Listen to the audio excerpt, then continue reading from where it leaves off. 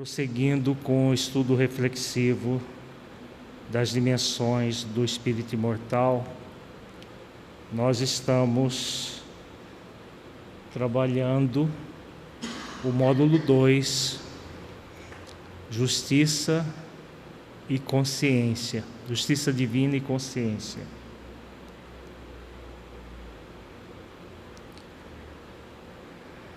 Libertando-se da cultura da culpa pela ação responsável. Iniciamos na semana passada, refletindo um texto do livro Eu, Espírito Imortal, do mentor Honório, muito significativo, que aborda a questão da visão teológico-dogmática que produz um sentimento de culpa em muitos de nós na sociedade ocidental. Hoje nós prosseguiremos com o mesmo tema, vendo alguns casos citados por André Luiz de pessoas que cultuaram essa visão teológico-dogmática e incorrendo em graves comprometimentos para si mesmo da dimensão espiritual. O objetivo deste encontro é refletir sobre a visão teológico-dogmática de Deus e sua relação com o sentimento de culpa, tão presente na sociedade ocidental, e como ressignificar esse modelo pelo desenvolvimento do sentimento de filiação divina e da virtude de aprendiz da vida. Nós vimos no nosso encontro passado que o sentimento de filiação divina, o sentimento de aprendiz da vida, vai, no nível profundo, ressignificar a visão teológico-dogmática de Deus, de modo que nós desenvolvamos a cultura da responsabilidade e não da culpa. Nós continuaremos refletindo esse mesmo objetivo. Antes, vamos meditar sobre o sentimento de culpa. Vamos fechar os olhos, entre em contato com você mesmo em essência. Como você sente Deus em sua intimidade?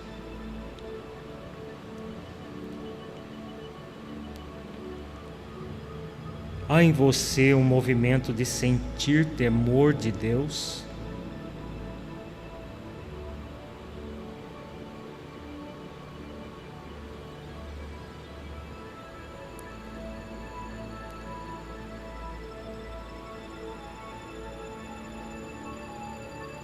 Você sente necessidade de agir sempre certo para agradar a Deus?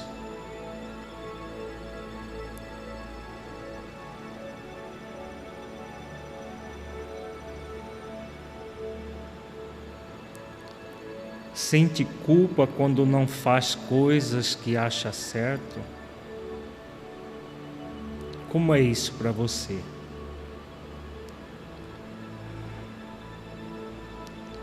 Deixe seus pensamentos e sentimentos fluírem, evitando qualquer mascaramento num processo de auto-engano. Seja verdadeiro ou verdadeira com você, analisando-se com autenticidade.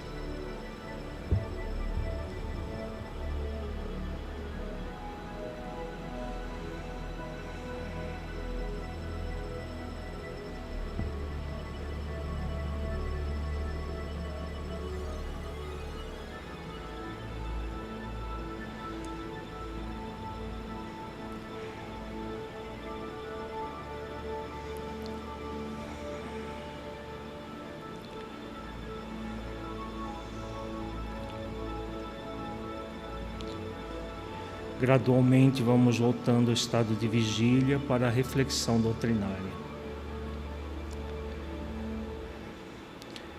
Refletiremos neste encontro alguns exemplos de pessoas que cultuaram a visão teológica dogmática e se preencheram de culpa e remorso. Os dois primeiros casos, extraídos do livro Ação e Reação de André Luiz, psicografia de Chico Xavier, editora FEB. Agora nós vamos adentrar um trecho do livro Ação e Reação, de André Luiz, em que André Luiz está juntamente com Silas, analisando algumas pessoas que estavam sendo atendidas naquela instituição chamada Mansão Paz.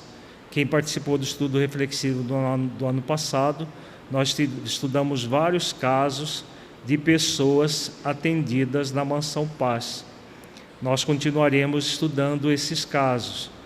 Então, aqui, para nós nos situarmos, nós estamos numa organização, é uma instituição em plena região umbralina, onde foi montado uma espécie de um posto de socorro, e que tem vários subpostos de socorro. A Mansão Paz não é uma colônia espiritual, é um posto de socorro vinculado à colônia Nosso Lar, que André Luiz nos reporta.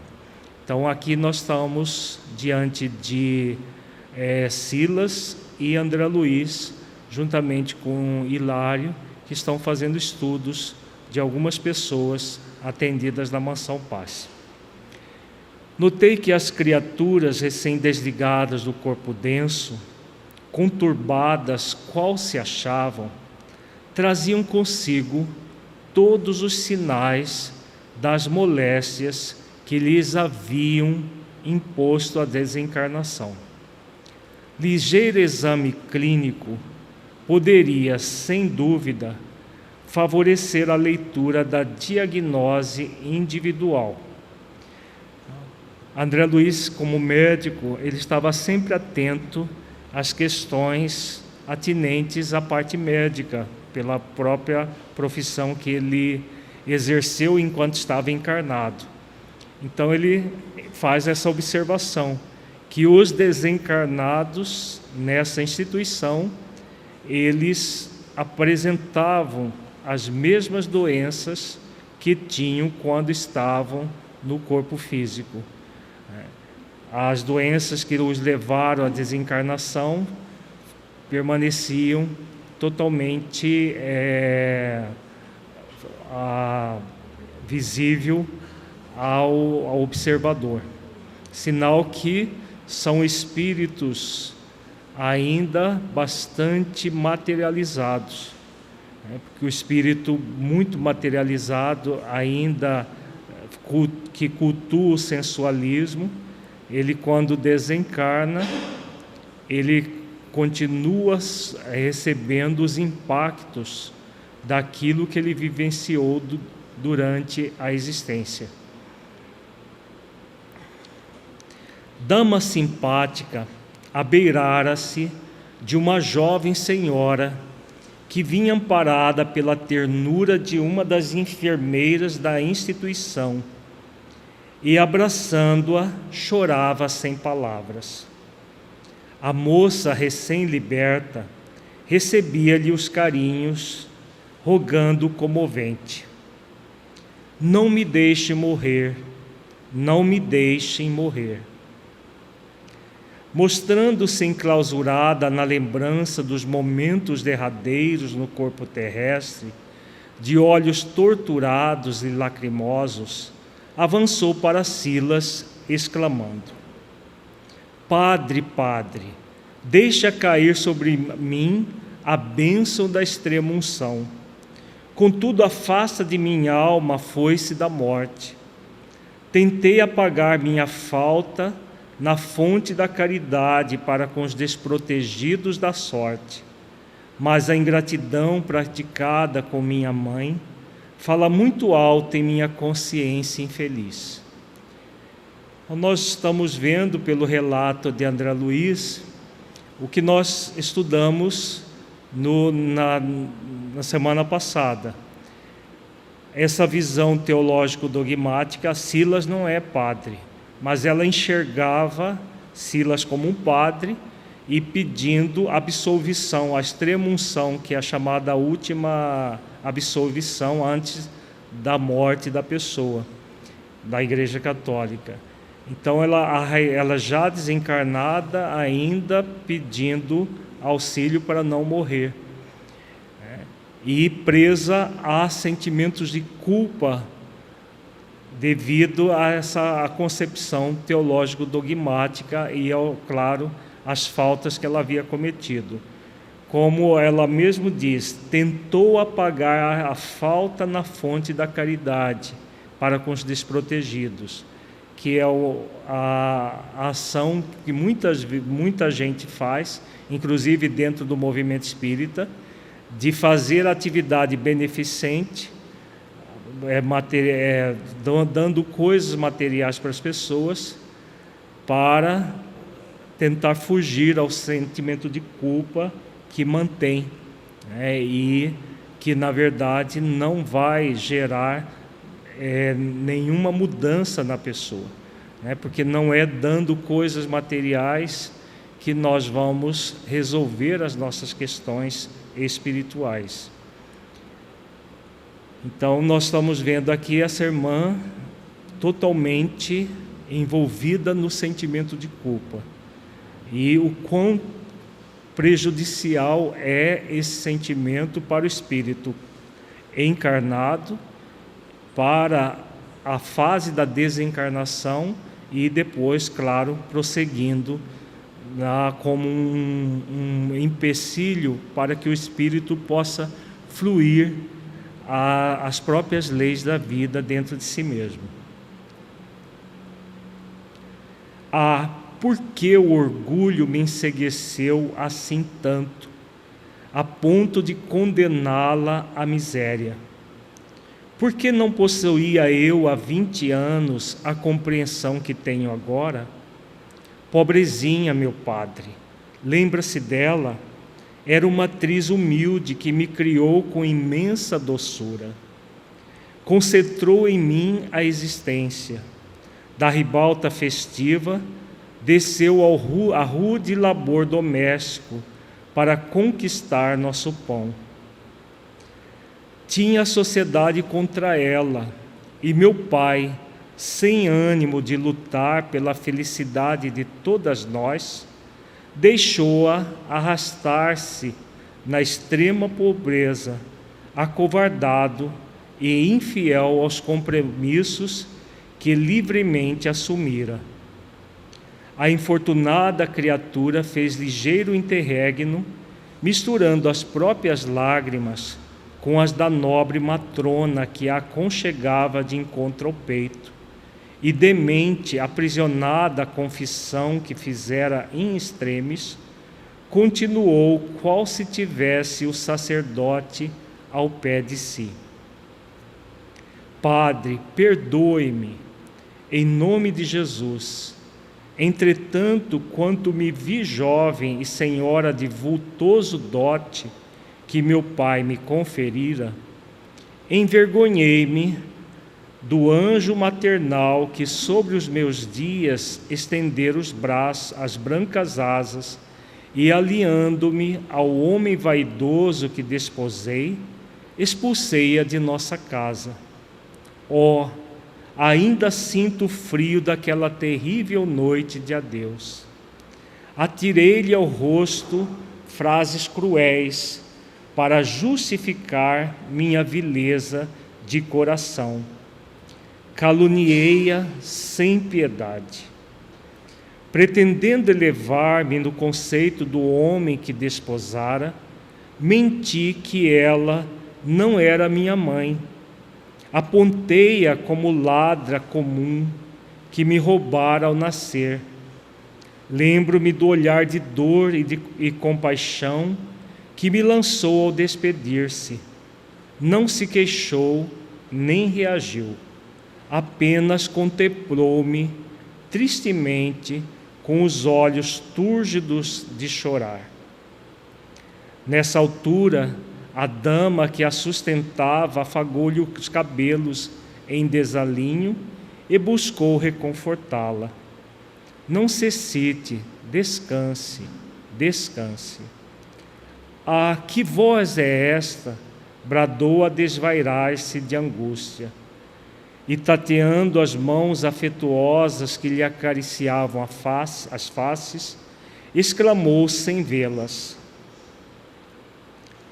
ó Padre, dir-se-ia que ela se encontra aqui, junto de mim.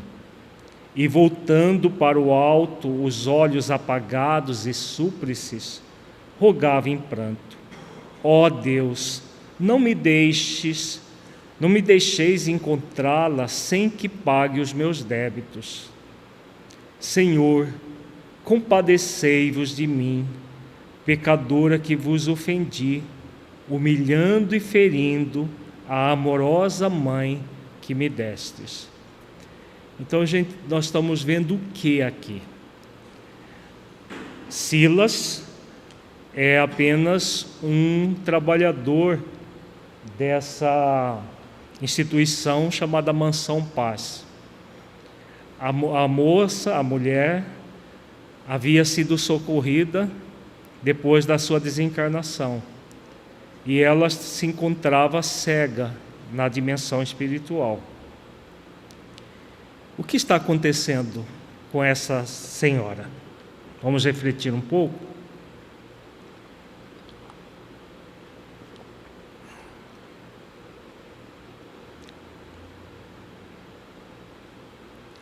O que está acontecendo com ela?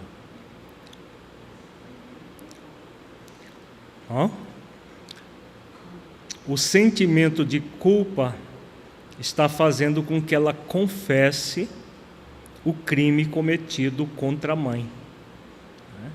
Então ela recebeu o dote do pai, e quando ela recebeu o dote do pai, a mãe que a tinha criado com muito sacrifício, o dote por ocasião do casamento dela, ela expulsou a mãe de casa. E a mãe passou a viver como indigente a partir disso. E 20 anos se passaram. E quem é essa senhora que está junto com ela? É a própria mãe. A própria mãe que veio socorrê-la. Então nós estamos vendo aí o movimento da culpa. O que a culpa gera para o indivíduo? Claro que a culpa vem de um movimento no qual a pessoa, de alguma forma, fere as leis divinas, especialmente que lei? Qual é a lei que essa senhora feriu de uma forma muito intensa?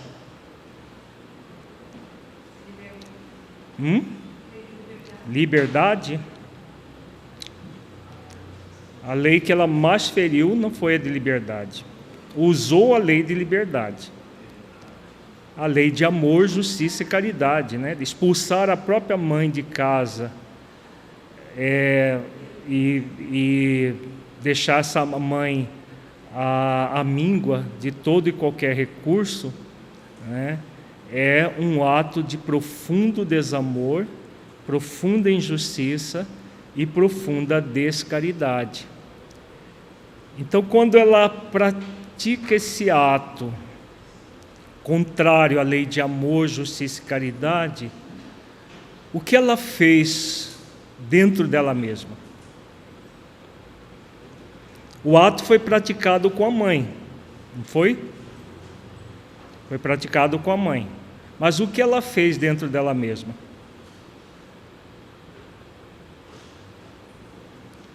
Ela feriu a relação dela com a própria lei de amor, justiça e caridade. Ela agrediu. Todas as vezes que nós agimos contrário a uma lei divina, nós agredimos a nossa relação com essa lei.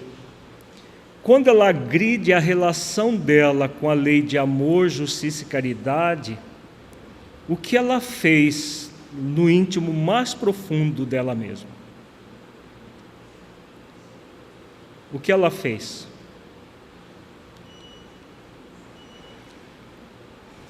Criou uma mácula consciencial. Vocês estão quietos hoje por quê? Ninguém responde. Adriano está com o microfone lá atrás. Eu estou perguntando e respondendo tudo. Ela criou uma mácula consciencial. Uma mácula na própria consciência. Todas as vezes que nós agredimos a nossa relação com alguma lei divina, nós criamos uma mácula consciencial. Para que servem essas máculas? Qual é o grande objetivo disso? Quando nós ferimos a nossa própria consciência. Ela está ligada esse registro na consciência está ligado a uma lei. A lenda de causa e efeito. Um compromisso que o espírito tem com ele mesmo. Quando nós agimos contrário à lei, nós temos um compromisso de reparação. Então, há uma necessidade consciencial de reparação. E essa necessidade consciencial de reparação vai, se for apenas permanecer dessa maneira, o que acontece com o espírito? O que aconteceria, né? O que aconteceria é que ele ficaria com aquela mácula consciencial, por ter ferido a própria lei na consciência, e ele buscaria se reabilitar, reparando por meio de atos de amor, justiça e caridade. Mas como existe essa visão teológico-dogmática muito arraigada, focada na culpa e na punição, conforme nós vimos na terça-feira passada, o que vai acontecer? Em vez de assumir responsabilidade pelos atos, o que as pessoas assumem? Em vez de responsabilidade, assumem uma culpa. Exatamente o que está acontecendo com essa senhora. Então ela entrou num conflito de consciência tamanho, de culpa, que diante de Silas, que não era um padre, não estava confessando, ela já tinha desencarnado, não estava em confissão, ela estava confessando tudo novamente, o que provavelmente ela fez antes de desencarnar para o padre da cidade onde ela morava, né, da vila, a situação que ela viveu. Então ela fica repetindo. O que leva o espírito a repetir esses processos?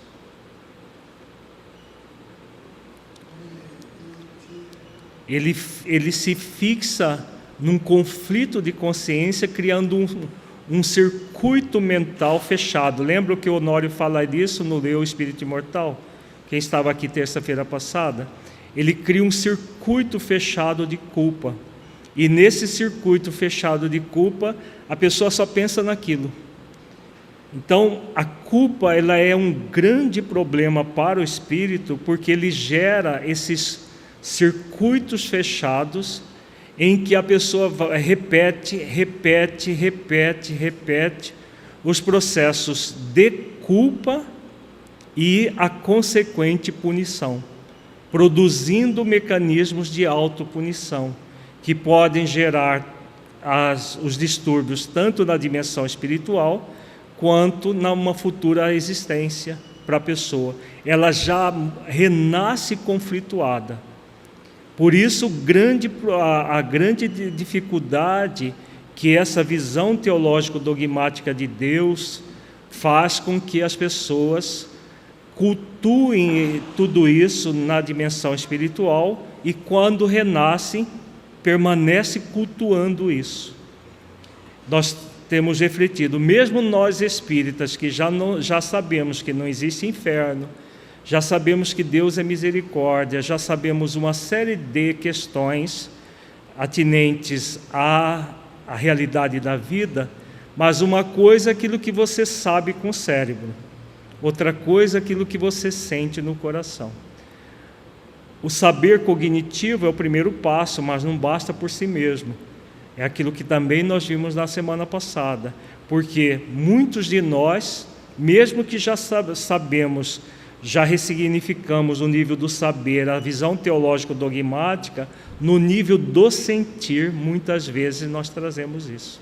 Essa fixação no sentimento de culpa.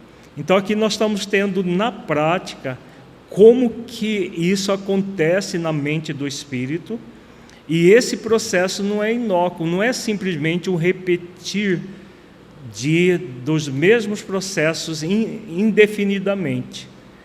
São as consequências conflituosas que gera para o espírito, tanto depois que ele desencarna, quanto depois que ele volta à vida no corpo.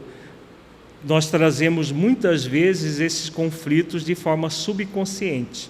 Nós não lembramos das causas objetivas deles, mas os efeitos deles ficam na nossa mente, na nossa toldando a própria consciência.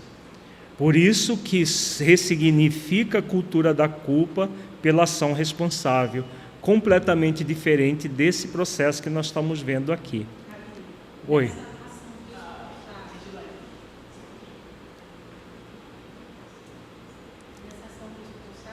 Acho que está desligado.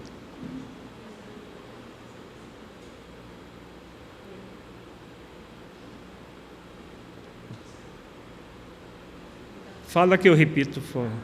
Na ação responsável, mesmo o espírito tendo consciência da lei de responsabilidade, e ele se vê ainda nesse circuito fechado que você disse, do pensamento vir e voltar, como um mecanismo eficaz para você mesmo sabendo começar a sentir isso, ainda que isso você disse que possa demorar uma vida ou mais do que uma vida. Então, como começar aqui agora a sair desse circuito? Uma boa pergunta. A Regilaine faz a pergunta a respeito desse circuito fechado da mente no processo da culpa. Mesmo quando o espírito já sabe que é responsável pelos seus atos, mas ainda não sente essa visão mais profunda da vida. Como fazer para sentir? Fazendo exercícios. Não há outra maneira. É aquilo que nós estudamos na semana passada. Essa visão teológico-dogmática é secular na maioria de nós, se não for milenar. E muitos de nós já trazemos há milênios isso, outros durante séculos. Nós cultuamos isso, nós ensinamos isso aos outros. Fizemos lavagem cerebral em muitas mentes, nós espíritas, mas que estamos nas partes mais diretivas do movimento, e fizemos isso muitas e muitas vezes, conosco e com os outros. Então é um processo muito arraigado. Como é muito arraigado, para criar novos hábitos imortais, hábitos de conexão com as leis divinas, só é possível a partir da autoconsciência, o exercício da virtude da autoconsciência, a virtude da responsabilidade, e aí fazer exercícios diários. Todas as vezes que vier o circuito fechado da culpa, o processo do conflito de consciência, a pessoa trabalhar a tríade, filiação divina, a humildade, aliás, são quatro virtudes: sentimento de filiação divina, humildade, mansidão e sentimento de aprendiz. Analisar toda a realidade da vida como um espírito imortal, filho de Deus, aprendiz da vida, e que está na vida para evoluir e crescer por amor e para o amor, e não por métodos punitivos, castradores, de gerar sofrimento. Isso tudo é invenção humana. Nós somos convidados a reparar sempre pelo amor. Então, primeiro sentimento de filiação divina. Eu sou filho de Deus e Deus é soberanamente justo e bom, soberanamente misericordioso e que não quer a morte do pecador, como ensina Jesus, mas a morte do pecado. Então, esse sentimento de filiação divina, juntamente com o sentimento de aprendiz da vida, porque nós somos espíritos viajores do tempo, que estamos sendo convidados à experiência de aprendizado. Então, todo e qualquer erro, seja desta de outras existências, deve ser vista como aprendizado. E para isso é fundamental o exercício da humildade e da mansidão. Então, o exercício dessas 4 virtudes, constantemente, não é de vez em quando, é o exercício diário, constante, vai fazer com que nós nos libertemos do sentimento de culpa, desse conflito de consciência, não apenas no nível do saber, mas principalmente no nível do sentir, que é mais trabalhoso. Continuando com o relato de André Luiz. Com auxílio de 2 enfermeiras, porém, a simpática senhora que a acalentava, situou-a em leito portátil e fê-la emudecer à força de inexcedível ternura. Percebendo-me a emotividade, Silas, depois de amparar o serviço de acomodação da doente, explicou: a dama generosa que a recolheu nos braços é a genitora que veio ao encontro da filha. Então, a mãe abandonada vem, num processo de perdão, acolher a própria filha. Que nos diz? Exclamou Hilário, assombrado.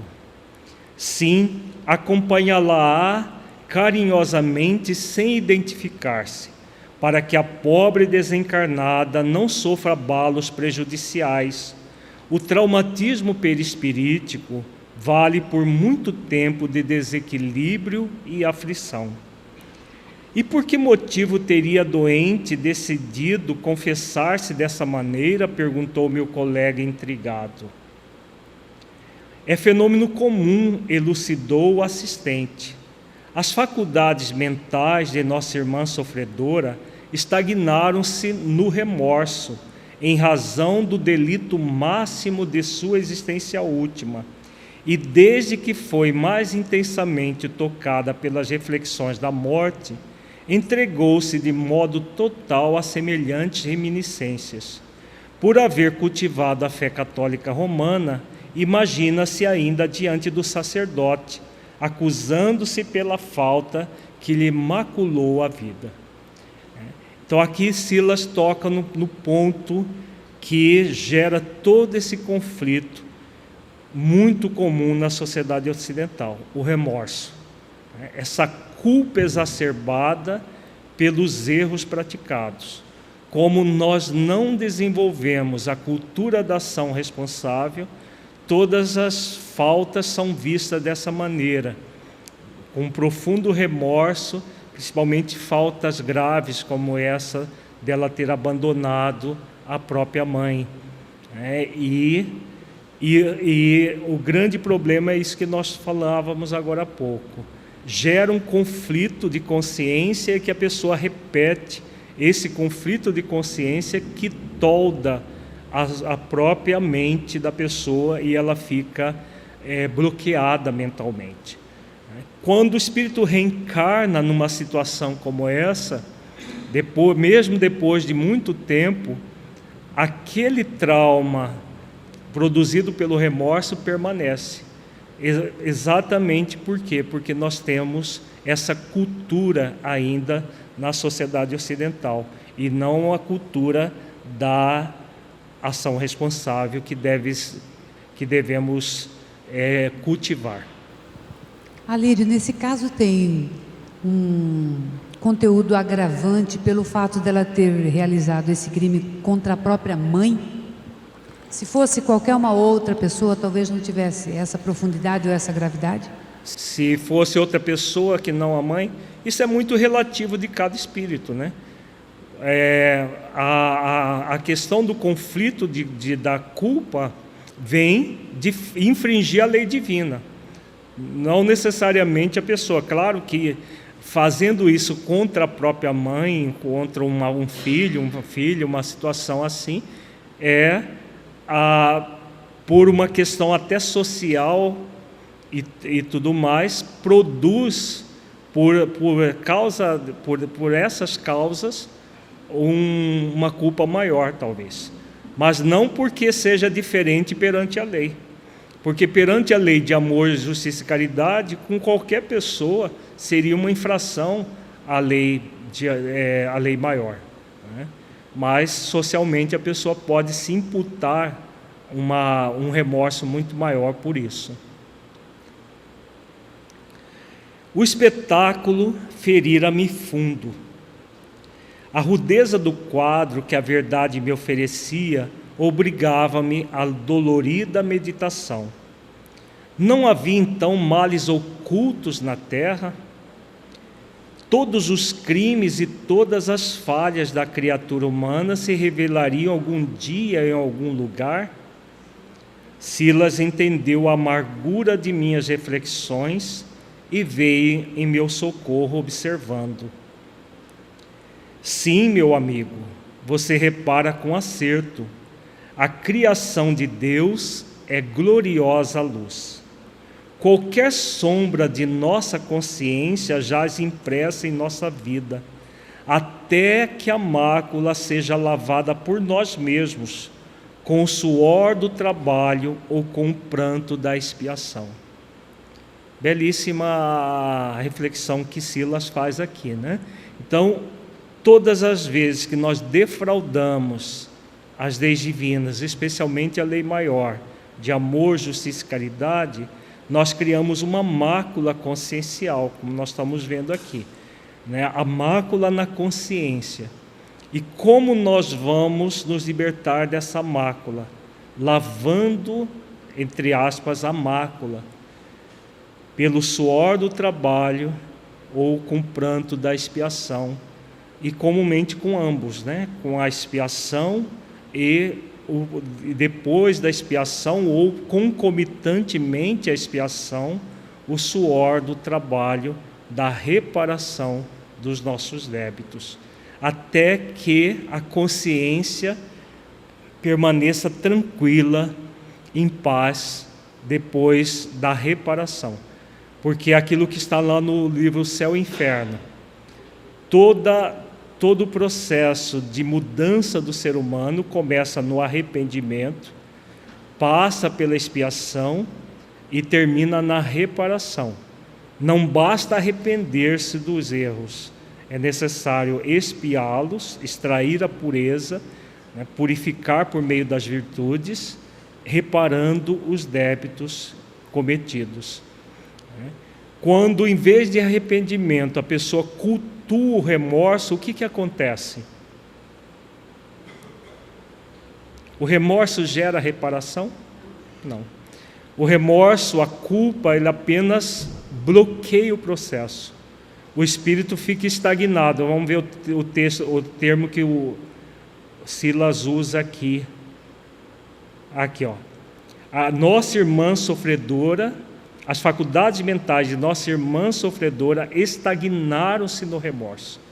A culpa, o remorso, gera uma estagnação para o espírito e não um processo de superação, de reparação dos seus erros.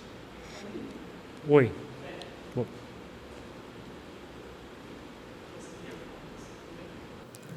Ali, por exemplo, se eu estiver num processo de intensificar a autopunição, ou, por exemplo, não atender simplesmente a expiação. Então, quer dizer que eu estou preso naquele círculo que você explicou. Sim. Né? Então, isso pode ser um indicativo para a minha vida, para eu fazer uma reflexão, porque a hora que eu percebo essa autopunição ou o não atendimento ao convite da expiação, sim, é isso? Todo mecanismo de autopunição representa uma prisão para o espírito. Na parábola da conciliação com o adversário, Jesus mostra muito claro isso. Quando ele fala, concilia-te depressa com teu adversário, para que o teu adversário não dê parte ao juiz, o juiz lhe remeta ao oficial e ele lhe coloque na prisão. Não saireis dali enquanto não pagardes o último ceitil. Então, nessa parábola, Jesus mostra o quanto o sentimento de culpa, remorso, é uma prisão para o espírito. Enquanto o espírito está prisioneiro do próprio remorso, da própria culpa, ele não evolui, ele fica estagnado. Porque somente o arrependimento em que ele reconhece o erro, mas assume a responsabilidade pelo erro, porque qual é a diferença do remorso para o arrependimento? O remorso é simplesmente uma lamentação. Eu não devia ter feito isso. É o que é esse circuito mental fechado, em que a pessoa lamenta aquilo que ela fez, mas ela não assume verdadeira responsabilidade por aquilo que ela fez. Porque a responsabilidade está ligada a que lei? Qual lei divina a responsabilidade é ligada? A própria lei de responsabilidade. Então, a lei de responsabilidade nos convida a assumirmos a responsabilidade pelo quê? Pelo erro ou pela reparação do erro? A responsabilidade é pela reparação. E o remorso? A pessoa está focada na reparação? No remorso, ela não foca na reparação. Esse é o grande problema da culpa e do remorso. A pessoa não foca na reparação, ela foca na punição pelo erro praticado. Existe lei de punição? Então, se não existe uma lei divina de punição, a lei é de reparação, o que acontece? Enquanto a pessoa está nesse processo, ela permanece estagnada. Então, ela fica nessa prisão e não há evolução. Não há evolução do espírito enquanto ele está no mecanismo punitivo. Então, por exemplo, se essa senhora ficar cultuando isso durante muito tempo, renascer com essa mácula e permanecer nesse circuito fechado de culpa e punição, ela permanece estagnada até que cai em si, assuma a responsabilidade pelos erros e busque repará-los por meio do esforço no bem. Somente o esforço no bem de si mesma e do próximo que faz com que nós nos libertamos das nossas dificuldades íntimas. Esse circuito que nós chamamos que se chama de monoideia? Sim, é uma das causas da monoideia. Gera, inclusive, até a ovoidização, que André Luiz fala nas suas obras. A ovoidização é causada por dois mecanismos, segundo André Luiz: ódio e culpa. Ódio, quando a pessoa odeia alguém, ela fica naquela monoideia do ódio, do ressentimento. E culpa, que é o ódio a si mesmo. A pessoa fica nessa monoideia, vai repetindo, pode chegar no nível de destrambelhamento mental, em que ela atrofia o próprio perispírito. Por isso que fala no início do texto, fala dos traumas do perispírito. Então, tudo aquilo que acontece com o espírito nessa condição, em sentimento de remorso e culpa, ele cria traumatismos que ficam no nível do perispírito.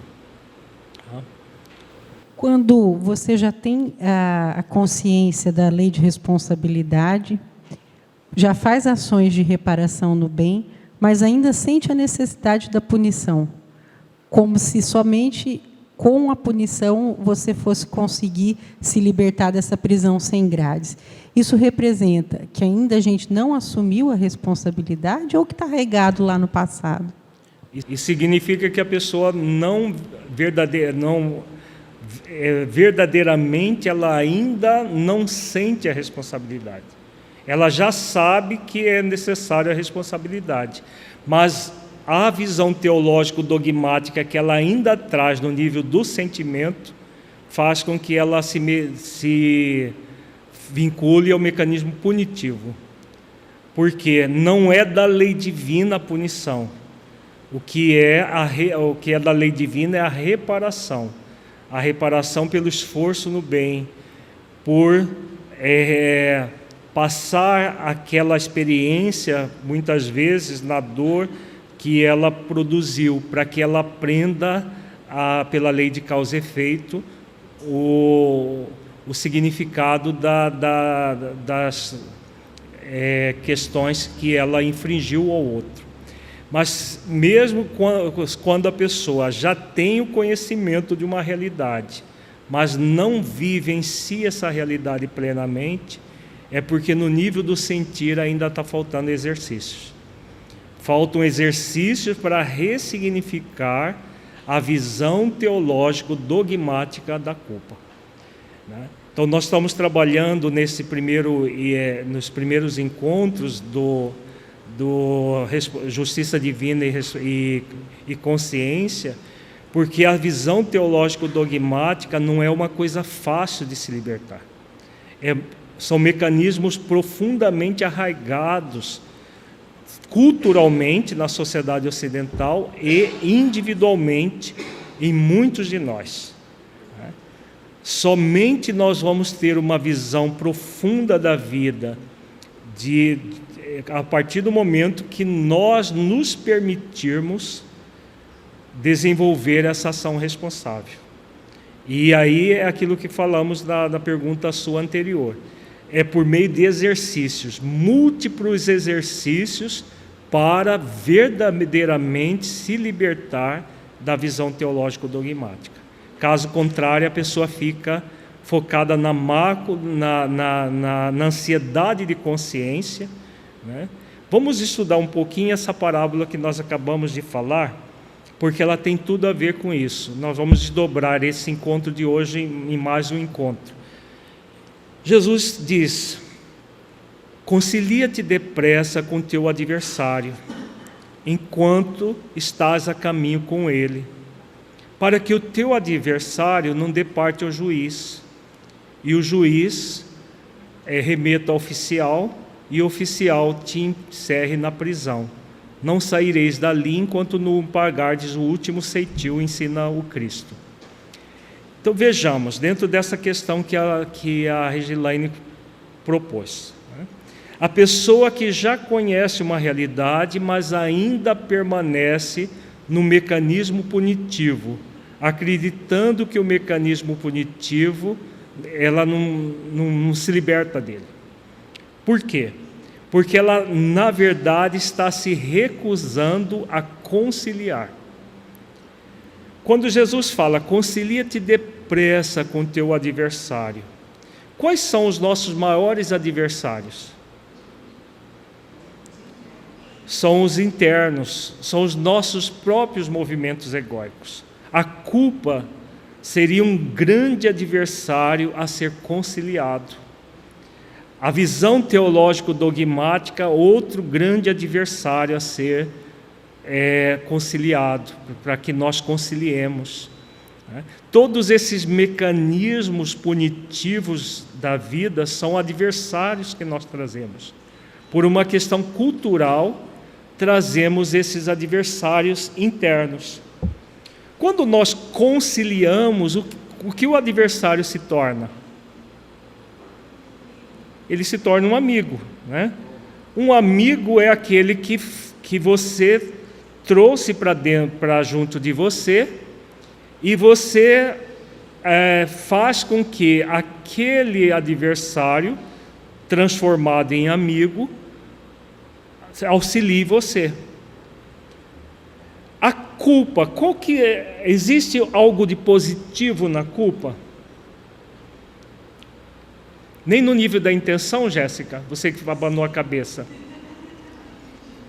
Não? Existe sim.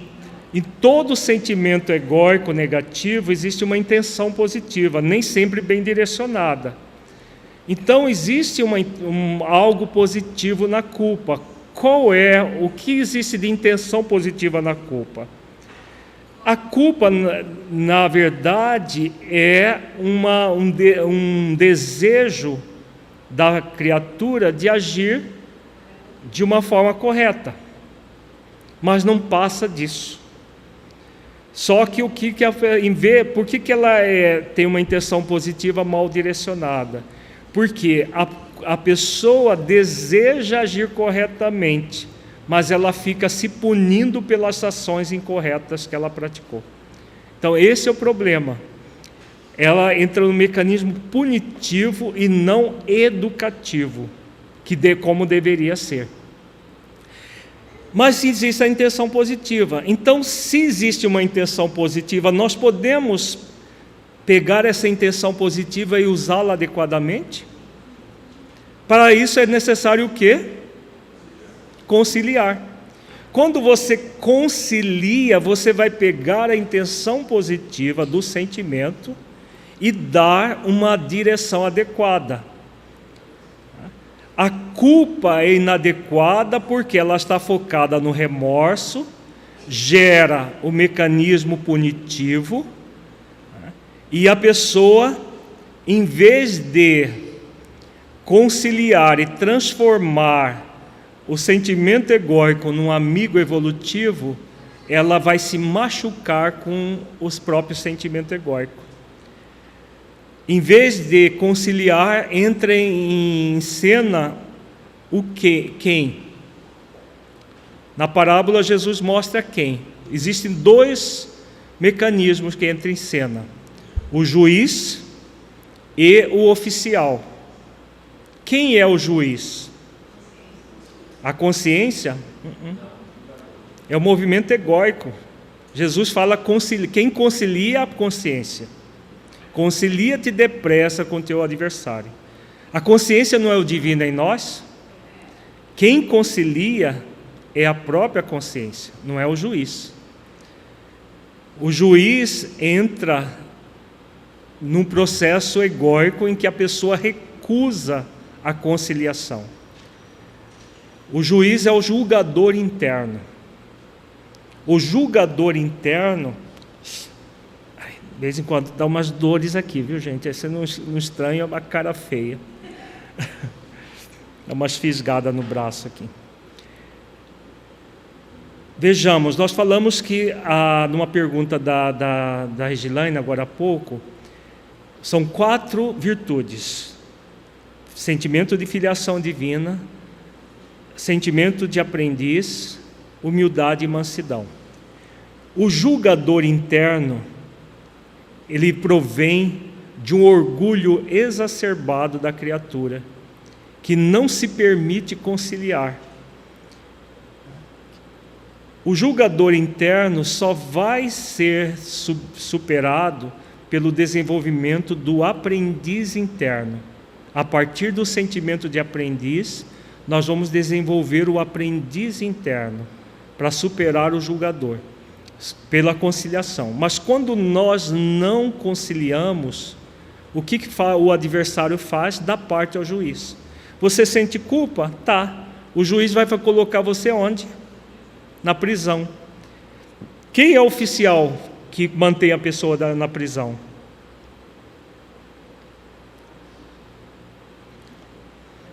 É o companheiro da culpa, que mantém o processo da culpa. Chama-se ansiedade de consciência, culpa e remorso é a mesma coisa. É uma ansiedade de consciência que a pessoa fica cultuando. Veja que a consciência é o divino dentro de nós, mas nós podemos, inclusive nesse mecanismo, perverter o divino dentro de nós. A pessoa perverte o mecanismo da consciência e fica ali focada nesse processo mental do remorso e da culpa. E Jesus fala: não saireis dali enquanto não pagardes o último ceitil. Então, que ceitil é esse que Jesus fala? Sair dessa prisão da culpa é exatamente o que nós estamos refletindo, e vamos refletir durante todo esse módulo do estudo reflexivo. É você exercitar o sentimento de aprendiz, a humildade e a mansidão. Se eu sou filho de Deus, Deus criou todos os espíritos para a felicidade. Se tudo existe para que sejamos felizes, por que a prisão da culpa? Vejamos que essa reflexão que nós nos proporcionamos é o pagar o ceitil, é a fiança de você exercitar a humildade para reconhecer que você, como espírito em evolução, erra. Mas você também tem a oportunidade de aprender com seu erro e repará-lo. Esse é o mecanismo da vida, esse é o mecanismo equilibrado da vida. Então, quando há conciliação, é esse mecanismo que a pessoa reconhece que, como um espírito imortal, filho de Deus, aprendiz da vida, está em evolução. Não é perfeito, mas é passível de aperfeiçoamento. Como nós somos passíveis de aperfeiçoamento, nós vamos aperfeiçoar com os acertos e com os erros. Isso não deve ficar apenas no nível do nosso saber. É fundamental que nós sintamos profundamente isso por meio de exercícios. Então, quando nós sentimos isso por meio de exercícios, fazendo exercício, nós estamos pagando o ceitil. Nós estamos, na verdade, conciliando. E aí você nem vai para a prisão. Mas se você entrou na prisão da culpa, do remorso, a única forma de sair é pagando o ceitil. Se dando esse ceitil de se sentir aprendiz. Quando você se sente aprendiz, você transmuta tanto o julgador interno quanto a ansiedade de consciência. Em vez de ansiedade de consciência, o que nós somos convidados a fazer? São dois trabalhos. Um é uma virtude, outro é um processo. Quando o filho pródigo cai em si, na parábola do filho pródigo, o que significa? Qual virtude é essa do cair em si? Não é falar malabarismo, dar uma cambalhota e cair em cima de si mesmo. O discernimento está envolvido, mas é outra virtude. Autoconsciência. A virtude da autoconsciência. A autoconsciência proporciona o que para nós, em vez de remorso? Que vai nos libertar da ansiedade de consciência. A autoconsciência nos liberta da ansiedade de consciência para quê? Para que nós adentremos na lei de reparação. Arrependamos. Eu não devia, no caso dessa moça aqui, como que seria um trabalho de superar o remorso? Reconhecer que ela errou muito gravemente ao expulsar a mãe, reconhecer o erro, assumir que fez aquilo deliberadamente, por um movimento de profundo desamor, mas reconhecer que aquilo proporcionou também para ela uma experiência, que ela pode transformar numa grande experiência de aprendizado, para nunca mais fazer com ninguém aquilo que ela tinha feito, que ela fez com a mãe dela. Veja, arrependimento, expiação, que é o movimento extrair a virtude da autoconsciência, para reparar, para realizar o bem. A começar com quem? Com ela mesma. Porque se ela não faz o esforço de realizar o bem, se perdoando pelos atos praticados, como que ela vai reparar com os outros? Como que ela vai agir com amor, justiça e caridade com os outros, se ela não começar com ela mesma? Então a reparação começa conosco. Então a pessoa se liberta de um processo de julgamento, de condenação e de punição, que diz respeito ao juiz, na parábola da conciliação, ela se liberta da ansiedade de consciência que mantém ela cultuando o remorso, cultuando a culpa e o mecanismo punitivo, por meio desse processo de desenvolver o aprendiz interno. Todos nós somos convidados a desenvolver o aprendiz interno, que aprende em todas as circunstâncias, com os erros e com os acertos, com os erros passados, do passado remoto, do passado recente, porque às vezes nós sentimos culpa em situações que nem nos damos conta do porquê que sentimos essa culpa. Vem do passado remoto, que está no nível subconsciente, mas que as emoções estão presentes na nossa vida, enquanto não ressignificarmos. Então, em vez de cultuar, ficar cultuando, eu não devia ter feito isso para minha mãe, não devia ter feito isso para minha mãe, ela seria convidada a assumir. Eu fiz isso para minha mãe. Assuma a responsabilidade e começo por reparar o erro, não dando coisas para os outros como ela buscou fazer, porque na visão teológico-dogmática, dá esmola para os pobres, você se livra dos seus erros. No movimento espírita, dá cesta básica, dá isso, dá aquilo, você se liberta dos seus equívocos, pura ilusão. Porque se o equívoco é um processo interno do espírito, dar coisas aos outros só vai gerar filantropia. É um bem, mas não transforma o espírito imortal numa pessoa melhor. O que transforma o espírito imortal numa pessoa melhor são os esforços para desenvolver as virtudes do coração. Então, esse é o convite que essa senhora estava tendo. Desenvolver as virtudes para que ela adentrasse na lei da reparação. Porque não há lei de punição. Ficou claro isso, gente? A reflexão, utilizando a parábola da conciliação com o adversário. Então, são dois adversários muito sérios. O julgador, a ansiedade de consciência que nos mantém na prisão da culpa. Utilizar da intenção positiva, conciliar com adversários. O juiz tem uma intenção positiva? O juiz interno? Tem. Qual é? Fazer justiça. Por que ele não faz justiça? Por que ele não faz? A prisão é justiça de verdade?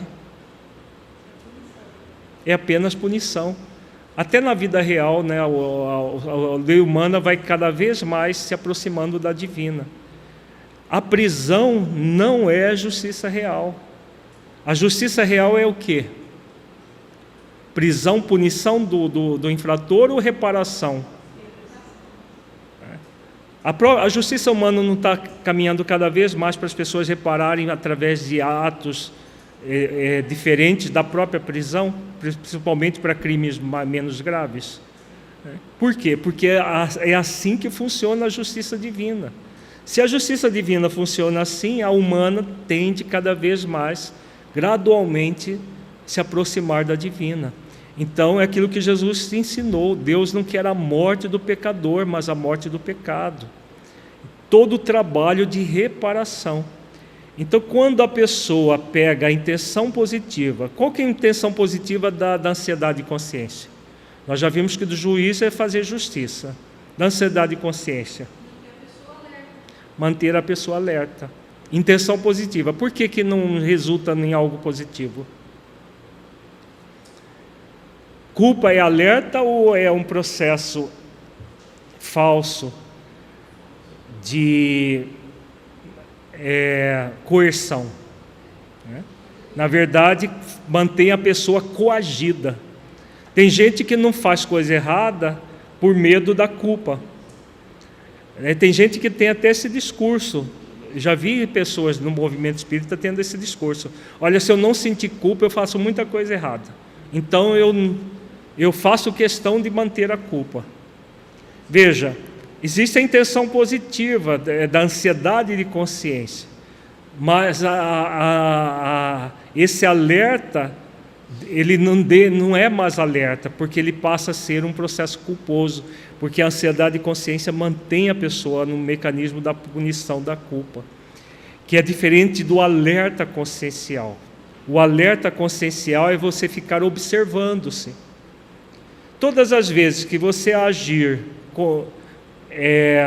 de forma contrária à lei de amor, justiça e caridade, o que o alerta consciencial faz? Se você se conciliar com a ansiedade e consciência e transformar em alerta consciencial, o que o alerta faz? Vai se exigir de você perfeição? Nunca mais errar? É possível? Não. O alerta consciencial é para você corrigir a rota à medida que você vai percebendo. Você percebeu um ato de desamor, de injustiça, de descaridade? Qual é o convite que a vida faz? Você se punir por isso? Ou você aprender e buscar corrigir? Agir com amor, justiça e caridade. O alerta consciencial faz exatamente isso. Ele alerta que você está infringindo a lei de amor, justiça e caridade, com você mesmo ou com alguém. E aí, qual é o grande objetivo? Se você habitua a conciliar com o adversário, você pega o alerta consciencial e corrige quantas vezes forem necessárias. É esse o mecanismo da vida, esse é o mecanismo que cria a cultura da ação responsável, substituindo totalmente o sentimento de culpa, totalmente o remorso, toda essa visão que Jesus coloca na parábola da conciliação com os adversários, como sendo algo muito negativo, nocivo ao espírito. Tem pergunta? Pega o microfone ali.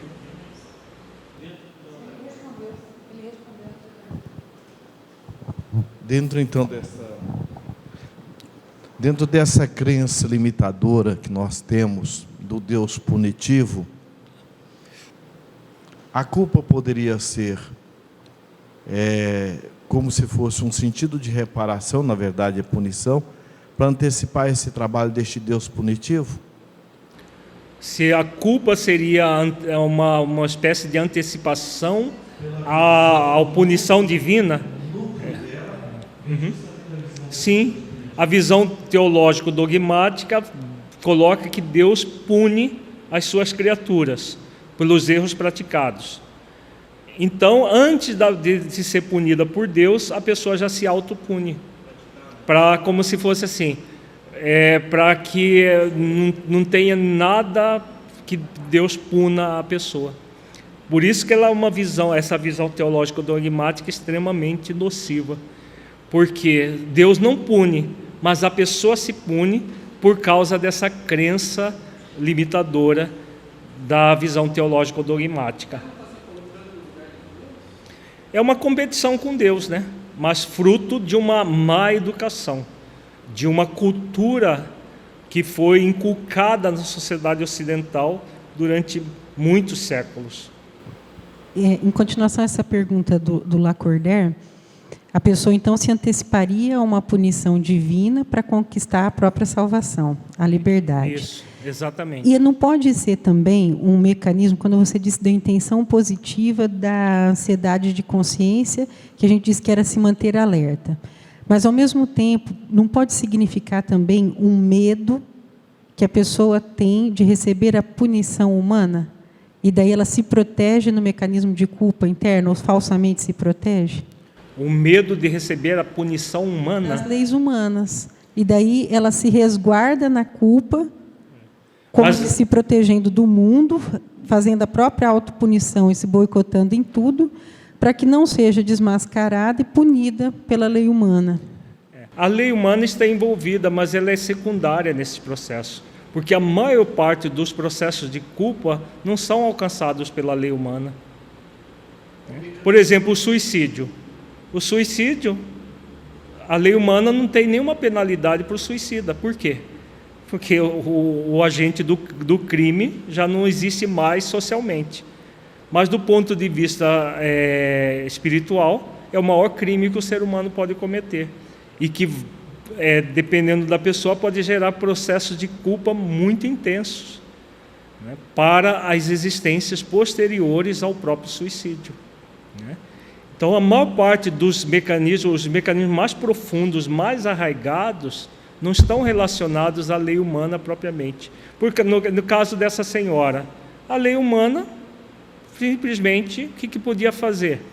Era maior de idade, a mãe também maior de idade, ela não matou a mãe, só expulsou de casa. A lei humana, você que é da área, né? Eu acho que não poderia fazer muita coisa a própria lei humana. Hoje tem Estatuto do Idoso que poderia ter alguma punição, hoje. Mas na época, isso aqui é no início do século XIX, do 20 ou no século XIX, provavelmente. Não havia nada que punisse. Agora, a lei de amor, justiça e caridade não foi defraudada e não ficou marcado como uma mácula na mente da pessoa, né? Então vejamos que a maior parte dos crimes são desse nível aqui, são a própria pessoa cometendo, e a lei humana não tem muita coisa a fazer. Claro que tem muita coisa que a lei humana faz, né? E tem situações, nós vamos ver um caso de um senhor que passou com um carro em cima de uma outra pessoa para matar essa pessoa. Ninguém viu, a lei humana não alcançou a pessoa, mas ele permanecia num processo de um profundo remorso. Nós vamos ver o caso dele mais para frente. O que a Regilane coloca, então, nós poderíamos dizer o seguinte: é um mecanismo de projeção, porque a pessoa pode tomar como a lei humana a responsável pela culpa dela, como também nós podemos estar culpando a nossa criação por determinados conflitos nossos. O maior problema não é a lei humana, é a visão teológico-dogmática. Os maiores conflitos vêm da visão teológico-dogmática, desse processo de temer Deus, não de temer um juiz encarnado, né? E esse juiz que Jesus fala é o juiz interno, não é um juiz encarnado, não é um juiz profissional. Por isso que é o mecanismo teológico-dogmático mais arraigado.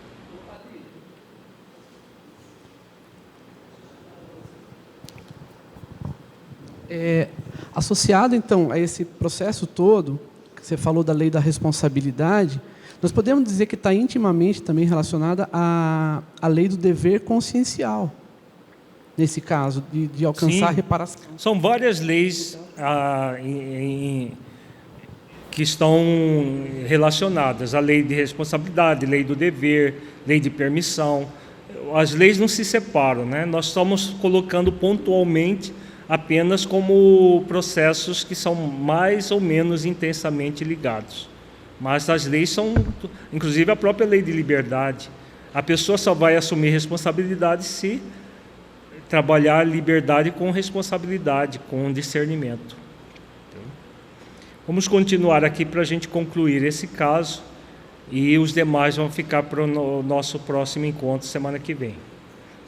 Geralmente, a estas plagas de inquietação aportam aqueles que em si mesmos cavaram mais fundos sulcos infernais e que se cristalizaram em perigosas ilusões. Mas a bondade infinita do Senhor permite que as vítimas edificadas no entendimento e no perdão se transformem felizes em abnegados sirineus dos antigos verdugos. Como é fácil verificar, o incomensurável amor do nosso Pai Celeste cobre não somente os territórios glorificados do paraíso, mas também as províncias atormentadas do inferno que criamos. De que Deus Silas está falando aqui?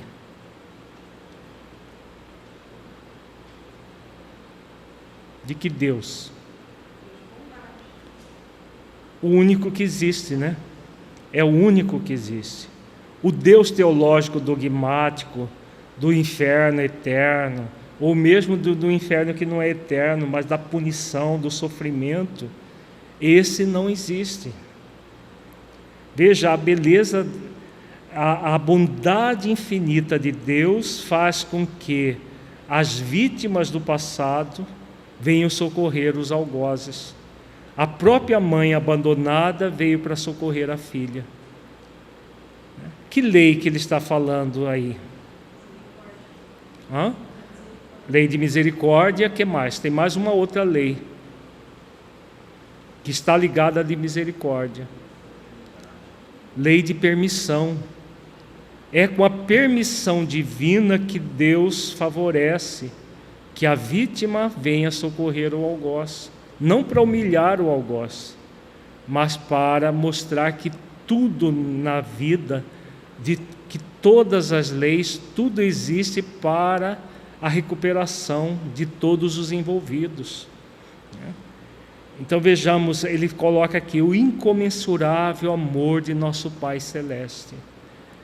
Essa visão amorosa de Deus, a visão Deus como o Criador, o Pai Nosso que está nos céus, como ensina Jesus. Fundamental que nós ressignifiquemos a visão teológico-dogmática por essa visão amorosa de Deus, que quer sempre que nós nos aprofundemos não na punição, mas nas causas dos nossos erros, para aprender com eles e buscar repará-los. Esse é o convite que a vida nos faz, a todos nós. Todas as vezes que nós nos percebermos em sentimento de culpa, lembremos disso, que Deus é amor, é misericórdia, que Deus não quer a morte do pecador, mas a morte do pecado, que Deus quer que nós desenvolvamos o aprendiz interno, superando totalmente o julgador interno que trazemos, as tendências negativas que trazemos.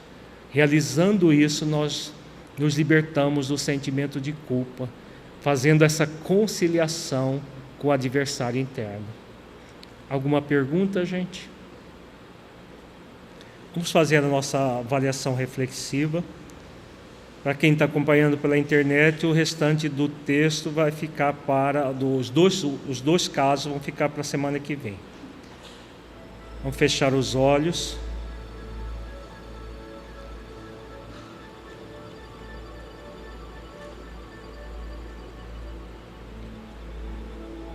Busque respirar lento e profundamente.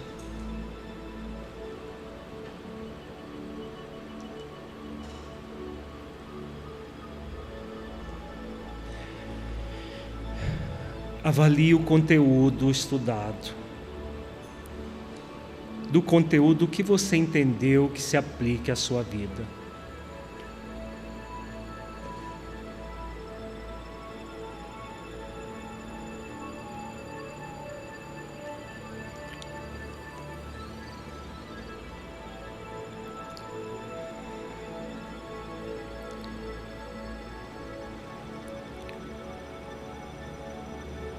O conteúdo estudado mudou a forma como você compreende a presença de Deus em sua vida? Em caso positivo, que mudança foi essa?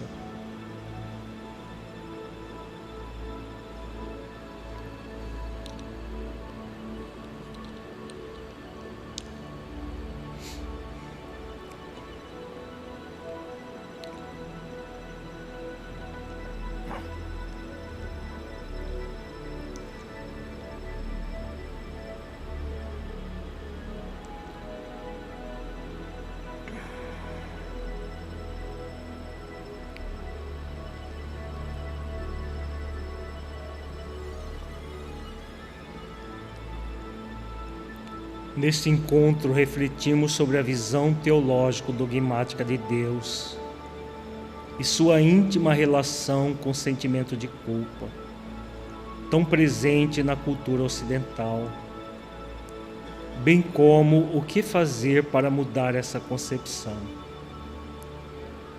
Que ações você está disposto ou disposta a realizar para afirmar a concepção espírita de Deus, de modo a sentir-se filho de Deus, aprendiz da vida?